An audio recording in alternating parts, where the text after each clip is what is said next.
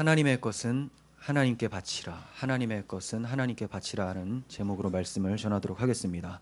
먼저 지난 시간에 살펴본 본문에 대해서 간략하게 요약을 하고 이어가도록 하겠습니다.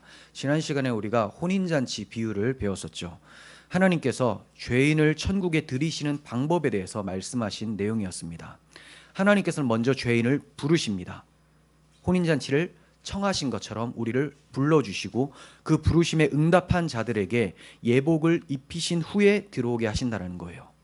예복은 죄인인 인간들 편에서 준비하는 것이 아니라 하나님 편에서 준비를 해주시는데, 어떠한 방법으로 준비해 주시냐? 독생자 예수 그리스도의 희생을 통해서 준비해 놓으셨다라는 겁니다. 그러면 그 예복이 무엇이냐? 바로 그리스도를 믿음으로 말미암는 의라는 것을 얘기를 하는 것이었죠. 하나님께서는 이렇게 예수 그리스도의 의를 우리에게 준비해 놓으시고 이걸 입고 들어오라, 하나님의 천국 혼인잔치에 들어오라라고 불러주셨어요. 예수님께서는 이렇게 말씀하셨습니다. 많은 이들이 청함을 받았지만 택함 받은 사람은 적다. 오늘날 많은 이들이 교회에 들어오고 있지만 과연 택함 받은 자들이 몇인지를 우리가 생각해 보게 되었습니다. 택함 받은 사람들의 특징에 대해서도 살펴봤었죠. 첫 번째는 복음의 요청에 반응하는 사람인가? 복음의 요청에 반응하는가? 그리고 하나님 앞에 나올 때 하나님이 주신 예복을 받아 입고 나오는 사람인가? 즉 예수 그리스도를 믿어 그분으로 의를 힘입어서 하나님 앞에 나오고 있는가? 이것이 택함 받은 사람들의 특징이라고 했습니다. 이 예복을 입으려면 반드시 무엇이 선행되어야 됐는데, 그것은 바로 나의 자존심과 자기 의라고 하는 허상이 깨어지고 부서져야 된다는 겁니다. 한 주가 어떠하셨습니까? 나의 자존심, 나의 의가 철저하게 깨어지고 산산조각이 나는 것을 경험하시고 또 그리스도를 붙잡는 은혜가 여러분들에게 있으셨습니까? 자, 이제 오늘 본문에 대해서 좀 말씀을 드리려고 합니다. 우리는 계속해서 예수님이 십자가를 지시기 위해서 예루살렘에 입성하신 후에 종교 지도자들과 하신 논쟁을 살펴보고 있습니다. 이때 주의할 것이 있어요. 우리의 초점이 예수님의 대적자들의 말에 끌려가지 않도록 하는 거예요. 예수님의 대적자들이 여러 가지 질문들을 던지고 예수님을 넘어뜨리려고 하는데 그 질문에 초점을 둬서는 안 된다는 거예요. 저들의 목적은 어떻게든 예수님을 부인하고 죽이려고 하는 겁니다. 저들의 말에 초점을 두게 되면 주제가 여러 갈래로 나누어지게 되고 마태가 진짜로 우리에게 전해주고 싶은 교훈, 그 핵심 메시지를 놓치게 될 수 있다는 거예요. 그럼 우리는 어디에 초점을 둬야 되느냐? 예루살렘 입성 때부터 하신 예수님의 말씀에 초점을 둬야 돼요. 그리고 각 문단이 어떻게 이어져 가고 있는지를 우리가 잘 살펴봐야 됩니다. 예수님의 말씀의 초점, 그리고 문단과 문단 사이의 흐름을 잘 살펴봐야 돼요. 그렇지 않으면 오늘 본문과 같은 경우에 뜬금없이 국가에 바치는 세금 문제로 귀결될 수가 있기 때문입니다. 갑자기 국가에 바치는 세금 문제를 왜 얘기하시나? 이렇게 될 수가 있다는 거죠. 물론 본문 내용을 통해서 세금에 관한 기독교적 관점에 대해서 교훈을 얻을 수 있는 것도 사실입니다. 그러나 정말로 예수님이 세금 문제를 말씀하시려고 하는 것인가? 그렇지 않다는 겁니다. 이에 대해서는 제가 약 5년 전에 본문의 내용과 평행 구절인 누가복음 20절 말씀을 설교한 적이 있습니다. 이 설교를 참고해 주시면 되겠는데 유튜브에 이제 2015년 12월 9일에 한 거예요. 누가복음 20장 19절에서 26절이었고 제목이 가이사의 것인가 하나님의 것인가라는 수요 예배였습니다. 이거 잘 참고해 보시면 제가 문맥적으로 어떻게 흘러가는지, 그래서 예수님의 초점이 어디에 있는지를 말씀을 드렸으니까 오늘 그 설교를 비슷하게 하려다가 너무 이제 제가 강조하고 싶은 것을 놓치게 될 수도 있어서 그거는 그거대로 듣고 오시라고 제가 말씀을 드렸죠. 듣고 오신 분 한번 손 살짝 들어주시면. 네, 네. 역시 여러분들은 많이 들으셨습니다. 방송에 나가니까 이게 영상에 올라가니까 칭찬을 했지, 사실은 여러분들 너무 많이 안 들으셨어요. 많이 들으셔야 돼요. 그 초점을 놓치면 안 돼요. 그 초점을 기억하시고 또 오늘 본문을 더 풍성하게 해석을 할 수가 있게 되는 거예요. 제가 오늘 설교에서 문맥을 통해서 예수님 말씀하시고자 하는 핵심을 파악하는데 이제 주력을 했습니다. 예전에도 그랬지만 오늘도 그 문맥을 좀 파악을 하려고 합니다. 결론부터 말씀을 드리면 본문의 핵심은 세금 문제에 있는 것이 아니라 나는 누구의 것인가 라는 거예요. 오늘 우리가 앞에서 찬양도 했지만 나는 주님의 것 이렇게 이런 찬양도 했잖아요. 나의 모습 나의 소유 이제 마치고 할 찬양이고, 또 내가 주인 삼은 모든 것 내려놓고, 다 이런 게 이제 설교와 굉장히 연관성이 있는 거죠. 찬양을 선곡할 때도 본문을 생각하시고 이제 선곡하신 것이 보입니다. 자, 내가 누구의 것인가라는 것이 핵심이에요. 다르게 표현하자면 네가 하나님의 형상으로 지음받았으면 내 자신을 하나님께 드리라라는 겁니다. 그런데 죄로 잃어버린 하나님의 형상을 어떻게 회복해서 하나님께 우리 자신을 드릴 수 있을까요? 이에 대한 해답을 가르쳐 주는 것이 오늘 본문의 핵심이에요. 그러므로 오늘 본문의 핵심 내용도 그리스도 십자가 복음의 능력입니다. 십자가 복음의 능력. 지난 시간과 연관해서 보면 예복을 입고 하나님께 나아가라 라는 것의 연장선이라고 볼 수가 있어요. 자, 이제 본문을 봅니다. 15절. 이에 바리새인들이 가서 어떻게 하면 예수의 말에 올무를 걸리게 할까 상의를 했다라고 기록을 하고 있죠. 바리새인들이 이렇게 하는 이유는 자신들의 기득권이 예수님에 의해서 무너지고 있었고, 자신들이 힘들게 세워놓은 자기 의의가 예수님에 의해서 부정당하고 있었기 때문입니다. 자신의 기득권과 의의가 무참히 예수님께 무시당하고 짓밟히고 있었던 거예요. 자신들을 가리켜 선지자를 죽이고 선지자들이 전한 메시아를 부인하는 자들이다라고 예수님께 호되게 꾸짖음도 당했습니다. 그리고 자신들은 하나님 나라에 못 들어가는데 대신에 세리와 창녀나 이방인들이 오히려 하나님 나라에 들어가게 될 것이다라는 그런 말씀도 듣게 되자 화가 안 일어날 수가 없게 된 것이죠. 자, 이 말씀을 듣고 화가 일어나야 될까요? 아니면 애통하고 회개해야 될까요? 뭐가 정상적인 겁니까? 타락한 인간의 본성상 화나야지 정상적인 겁니다. 그렇지만 거듭난 영혼은 회개해야지 정상적인 것이죠. 여러분들을 향해서 주님께서 이런 말씀을 하실 때 여러분들은 어떤 반응을 보이시겠습니까? 어떻게든 예수님을 올무에 넘어뜨리려고 상의하고 계략을 짜겠습니까? 아니면 애통하고 회개하며 주여 나를 긍휼히 여겨주소서라고 말씀하시겠습니까? 저들은 예수님께 당했다고 생각해서 화가 나고 분해서 예수님을 죽이려고 했지만 그렇게 못했습니다. 왜 못했느냐? 많은 이들이 예수님을 선지자로 생각하고 있었기 때문이에요. 하나님의 아들보다 사람의 눈을 더 무서워했던 거예요.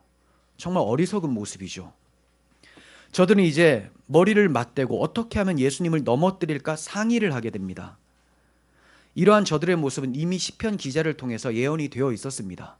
시편 2편 2절 보시면 세상의 군왕들이 나서며 관원들이 서로 꾀하여 여호와와 그의 기름 부음 받은 자를 대적하며, 세상의 왕들이 다 합세합니다. 관원들이 서로 상의를 해요. 그래서 여호와와 그의 기름 부음 받은 자 메시아를 죽이려고 하는 거예요. 저들이 예수님을 대적하기까지 저들의 조상들 또한 계속해서 수많은 선지자들을 대적을 했었습니다. 박해하고 죽였어요. 예레미야 18장 18절 보시면 예레미야의 그 탄식이 나옵니다. 그들이 말하기를 오라 우리가 꾀를 내어 예레미야를 치자. 제사장에게서 율법이, 지혜로운 자에게서 책략이, 선지자에게서 말씀이 끊어지지 아니할 것이니, 자, 예레미야가 아니라도 저놈을 죽이고 하나님의 말씀은 계속 흘러갈 거니까 저놈 없애버리자 라고 한다는 거예요. 오라 우리가 혀로 그를 치고 그의 어떤 말에도 주의하지 말자 하나이다. 굉장히 괴로운 상태죠. 예레미야 20장 10절. 나는 무리의 비방과 사방이 두려워함을 들었나이다. 그들이 이르기를 고소하라 우리도 고소하리라 하오며 내 친한 벗도 다 내가 실족하기를 기다리며 그가 혹시 유혹을 받게 되면 우리가 그를 이기어 우리 원수를 갚자 하나이다. 네, 어떻게든 예레미야를 넘어뜨리고 하나님의 선지자들을 대적하려는 모습은 예전부터 있었었죠. 여러분, 성경은 이렇게 모의를 하는 사람들, 악으로 도모하는 사람들, 이런 사람들은 하나님의 진노를 받게 된다고 말씀하고 있습니다. 미가서 2장 1절.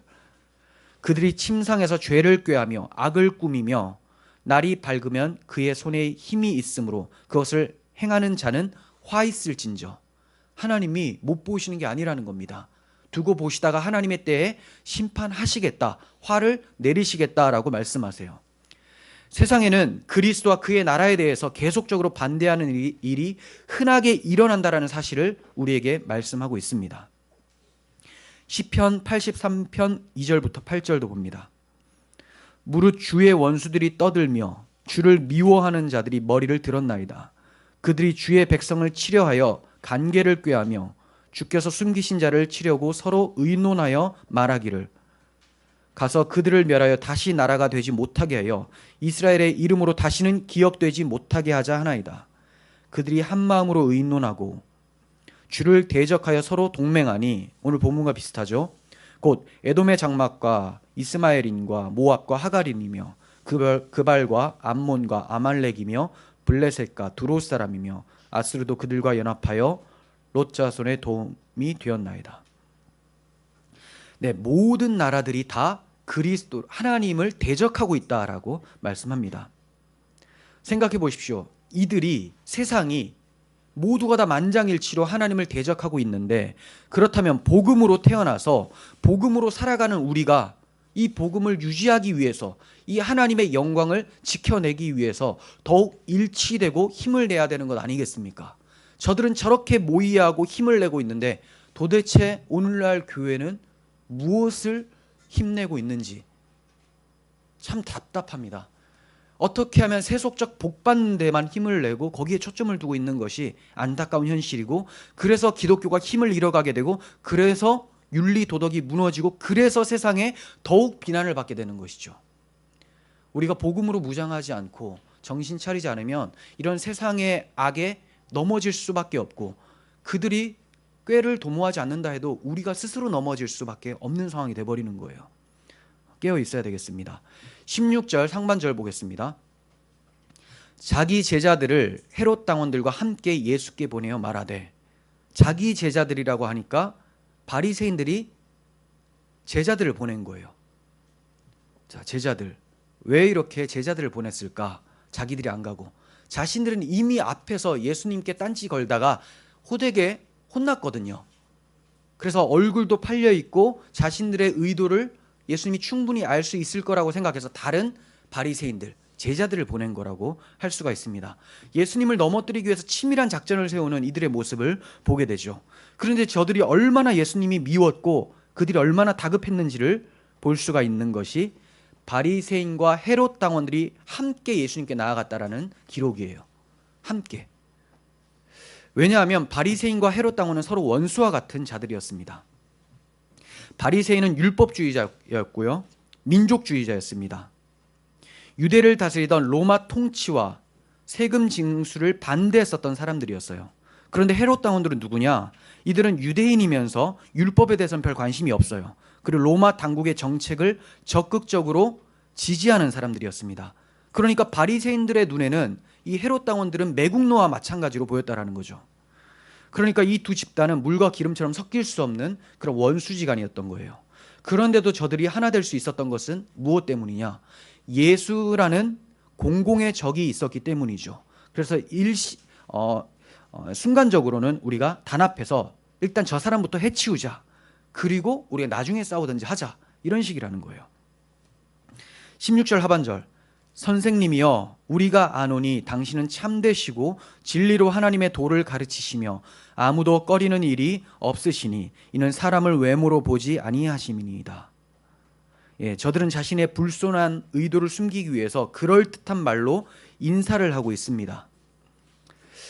잠언서에는 이러한 모습들을 말씀하고 있는데, 잠언 26장 23절, 악한 마음을 품고서 말만 매끄럽게 하는 입술은 질그릇에다가 은을 살짝 입힌 것과 같다.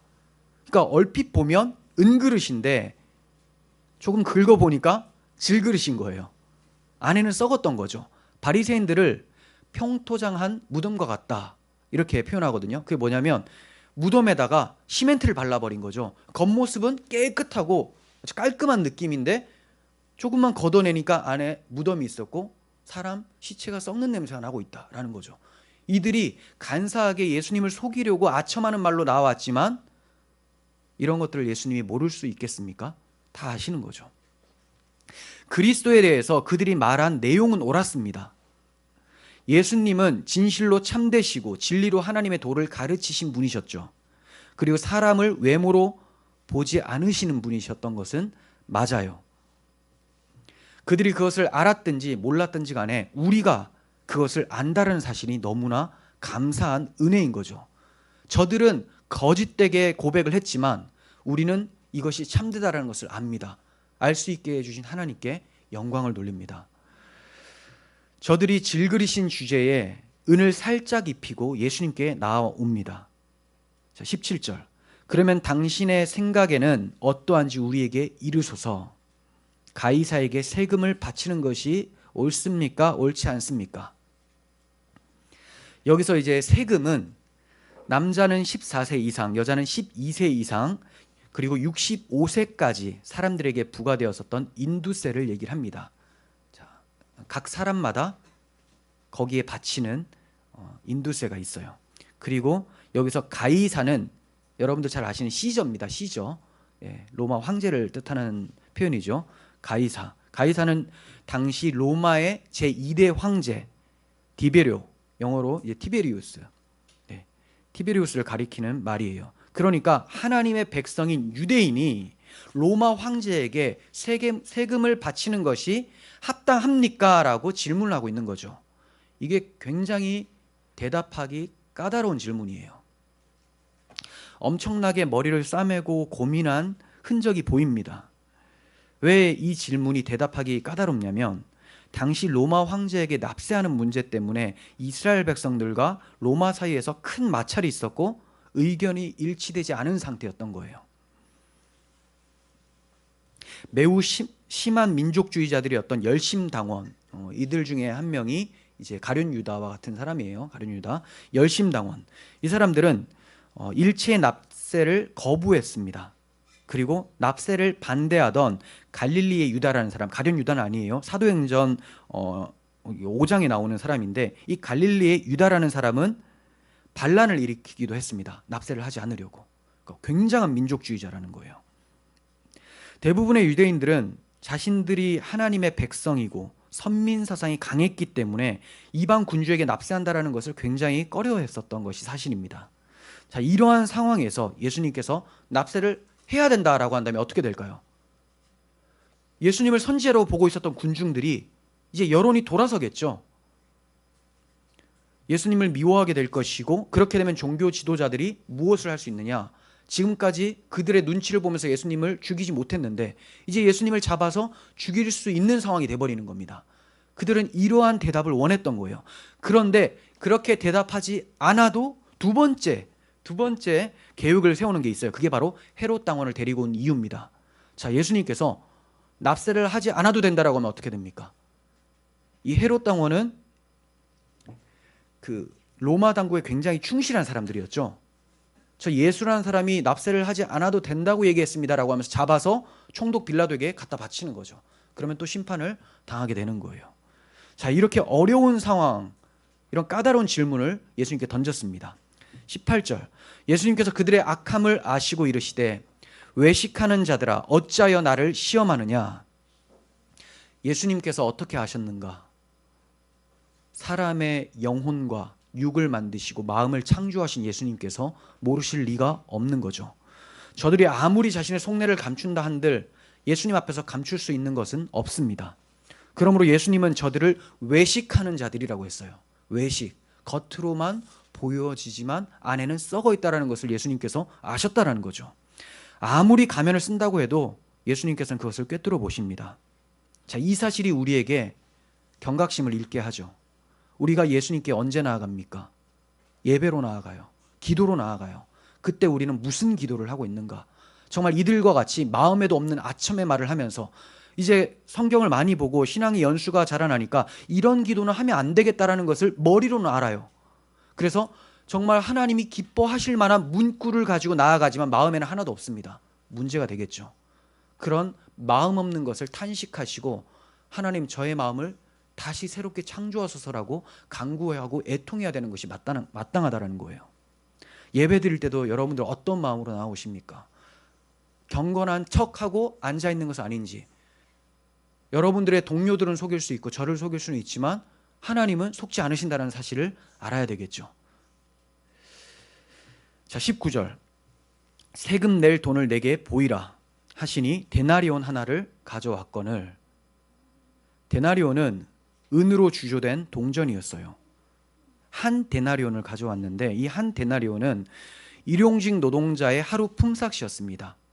로마의 세금 중에 가장 큰 비율을 차지하는 것이 이 인두세인데 매년 한 사람당 한 데나리온씩 냈어야 되는 거예요. 그런데 이 데나리온에는 한쪽 면에는 가이사의 얼굴을 새겨놓았고 다른 한쪽 면에는 글귀가 새겨져 있었습니다. 그 글귀는 어떤 글귀냐? 만인의 주 신성한 아구스의 아들 디베료 가이사. 다시 만인의 주 신성한 아구스의 아들 디베료 가이사. 굉장히 우리 예수님을 표현할 때 쓰는 문구랑 비슷하죠. 만군의 여호와 하나님, 그 하나님의 아들 예수 그리스도, 우리의 왕. 비슷하죠. 자, 이것은 그가 이 디베로가 동전만 내라는 것이 아니라 동전을 낼 때 그의 자신의 얼굴이 들어가 있고 이 글귀가 적혀 있었기 때문에 이 동전으로 세금을 내는 모든 사람들은 자신을 신성화하면서 경배의 대상으로 삼으려고 했었던 거예요. 그러므로 예수님께서는 이 형상과 이 글이 누구의 것이냐라고 물으신 겁니다. 그러니까 저들이 당연히 가이사의 것입니다라고 대답할 수밖에 없습니다. 형상이 가이사고 글귀의 내용이 가이사잖아요. 여기다 대고 뭐 하나님의 것입니다 할 수가 없어요. 그래서 가이사의 것입니다라고 대답했더니 예수님께서 그런즉 가이사의 것은 가이사에게, 하나님의 것은 하나님께 바치라라고 말씀을 하세요.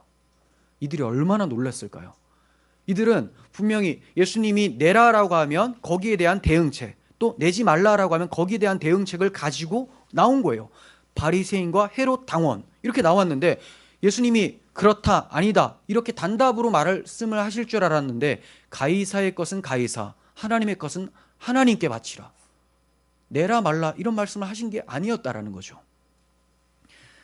자, 그러면 예수님께서 하신 이 말씀은 무슨 뜻일까요? 많은 사람들이 어리석고 배역한 저들의 질문에 관심을 두고 해석하려고 합니다. 하지만 주님은 이들의 질문에 관심이 없어요. 다시 말해서 세금을 내야 되느냐 말아야 되느냐의 문제는 관심이 없으시다라는 거예요. 예수님은 지금까지 앞에서 종교 지도자들에게 경고하시면서 교훈하신 내용을 계속해서 이어서 말씀하고 계시는 겁니다. 그러니까 자신이 전하고자 했었던 그 내용을 계속 이어서 말씀하시는 것이지 저들의 질문에 따라서 주제를 바꾸시는 분이 아니라는 거예요. 그러니까 세금에 관한 교훈을 얻으시려면 오늘 본문보다는 차라리 사도 바울이 로마에게 보내는 편지 로마서 13장을 참고하시는 것이 좋습니다. 거기 보면 이렇게 나와 있어요. 13장 7절. 모든 자에게 줄 것을 주되 조세를 받을 자에게 조세를 바치고 관세를 받을 자에게 관세를 바치고 두려워할 자를 두려워하고 존경할 자를 존경하라. 위에 있는 권세에 복종하라라고 말씀합니다.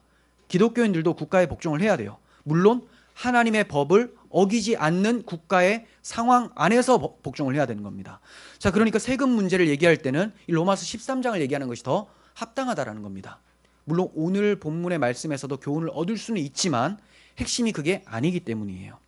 자, 그러면 예수님께서 가이사의 것은 가이사에게, 하나님의 것은 하나님께 바치라라는 이 말씀은 어떤 의미가 있는지 제가 의역해서 말씀을 드리도록 하겠습니다. 자, 이런 거예요. 내가 지금까지 너희 스승들과 그렇게 말을 했음에도 불구하고 너희가 아직까지 못 알아듣고 있느냐? 그리고 또 나를 넘어뜨리려고 이런 사악한 의도로 되도하는 질문을 하고 있느냐? 이 돈이 어디로 바쳐지는가가 중요한 것이 아니라 너희가 어디로 바쳐지는가가 중요한 것이다. 너희가 이 동전과 같이 가이사의 것으로 계속 있을 것이냐, 아니면 하나님의 것임을 깨닫고 회개하여 나를 영접할 것이냐, 이걸 묻는 거라는 거죠. 요약해서 말하면 너희는 누구를 주인으로 섬기고 있느냐? 너희가 동전이냐라는 거예요. 동전에는 가이사의 형상이 새겨져 있죠. 가이사의 글귀가 새겨져 있습니다. 너희 마음에는 가이사가 새겨져 있느냐, 하나님의 형상이 새겨져 있느냐? 너희 마음에는 예수를 주로 만군의 여호와의 아들로 보고 있느냐, 가이사를 신의 아들로 보고 있느냐, 무엇이 새겨져 있느냐? 이걸 질문하고 있었던 거예요. 가이사를 신의 아들로 믿고 왕으로 믿고 산다면 그에게 동전뿐만이 아니라 자신의 마음까지도 바칠 겁니다. 그러나 하나님이 신이고 하나님이 왕이라면 자신을 하나님께 헌신하며 살게 될 거예요. 그러면 어떻게 하는 것이 하나님께 드리고 하나님께 헌신하는 걸까요? 하나님의 아들로 오신 예수 그리스도를 믿고 사는 것, 이게 하나님께 헌신하는 거예요.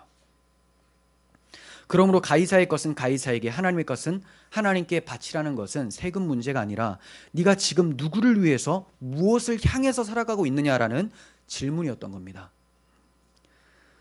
저들은 세례 요한이 의에 들어와서 의의 도이신 예수 그리스도를 선포했지만 그 예수님을 영접하지 않고 세례 요한을 비난했습니다. 지금도 그 예수님을 넘어뜨리려고 또 죽이려고 시도를 하고 있죠. 하나님의 형상으로 지음받은 인간이 마귀의 것, 가이사의 것이 되어서 하나님의 아들을 대적하고 있는 모양새예요. 이게 바로 가이사의 것, 즉 땅에 속한 자들의 모습이라는 겁니다. 정말로 저들은 하나님이 왕이 아니었고 가이사가 저들의 왕이었어요. 자신들의 입으로 가이사가 자기의 왕이다라고 고백까지 했습니다. 요한복음 19장 14절. 이 날은 유월절의 준비일이요 때는 제6시라. 자, 예수님이 유월절에 잡히시죠. 이제 십자가에 죽기 직전입니다.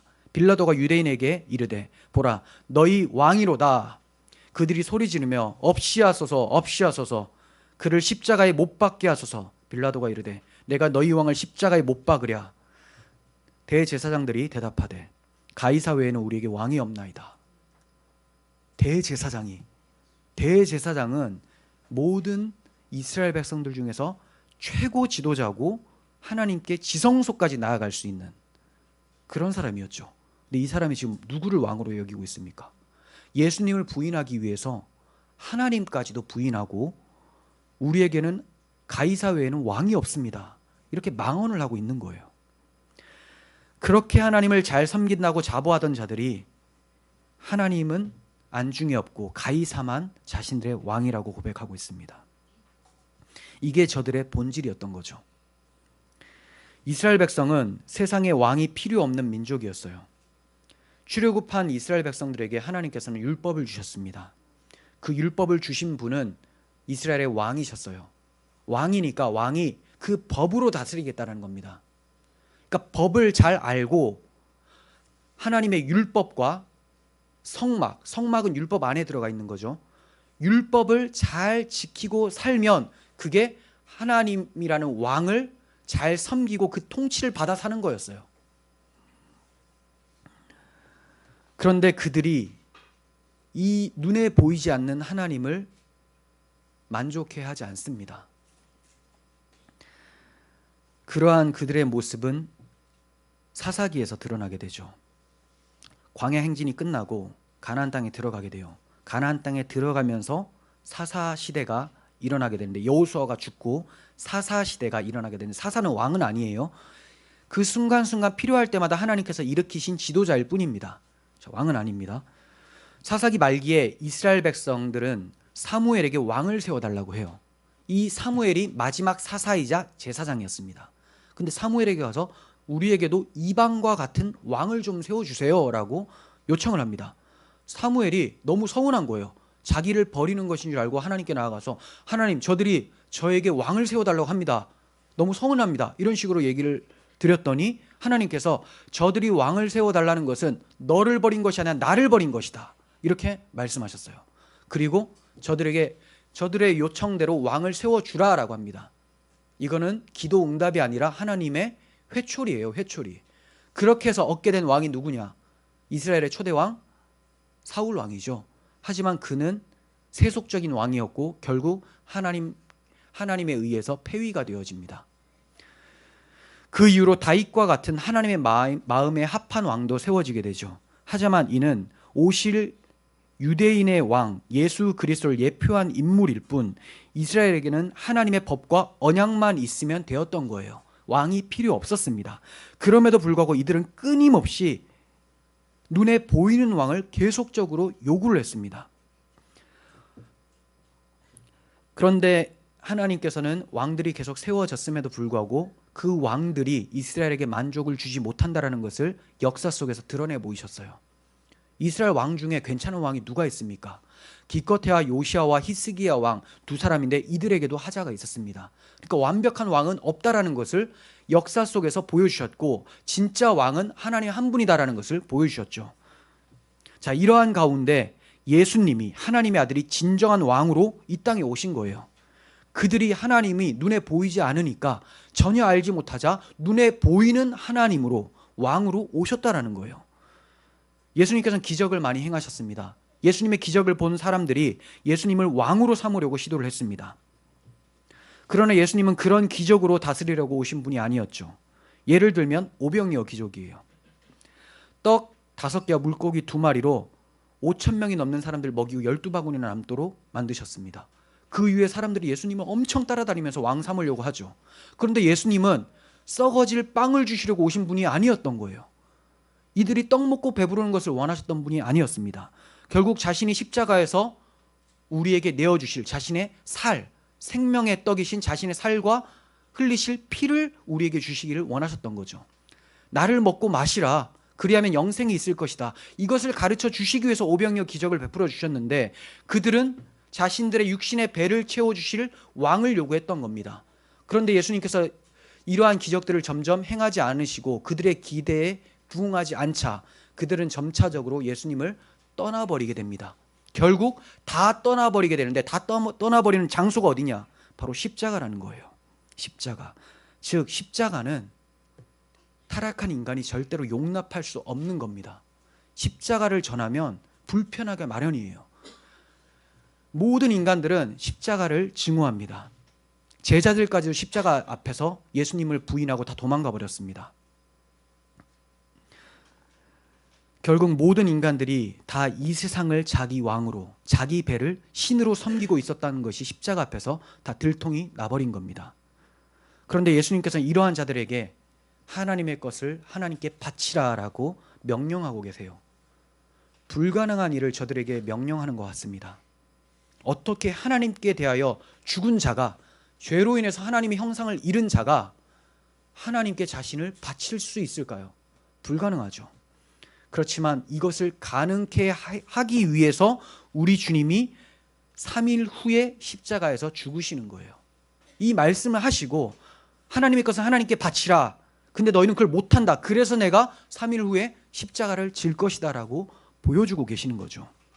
주님이 십자가에서 죽으심으로 죄인들이 하나님의 것으로 바쳐질 수 있도록 구원의 문을 열어주신 거예요.